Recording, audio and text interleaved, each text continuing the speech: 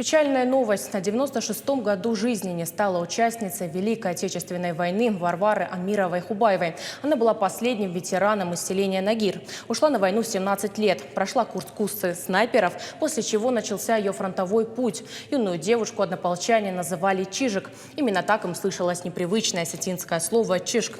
И остальной характер на поле боя и мягкий нрав особо отличали сослуживцы. Верный товарищ, настоящий боевой друг. Варвара Петровна освобождала Кавказск, Новороссийск, Керчь. Отличилась при прорыве сложной системы немецких укреплений на Таманском полуострове. За боевые заслуги была награждена орденом Отечественной войны первой степени и медалью за боевые заслуги. Была тяжело ранена в ногу, попавшим в катер снарядом. После войны работала учителем в Томске и в Средней Азии. А после развала СССР с семьей вернулась на родину, в Северную Осетию. Свои соболезнования выразил Сергей Миняйло. Это тяжелая утрата для нас всех. Соболезную семье и родным. Светлая память, написал глава республики в своем телеграм-канале.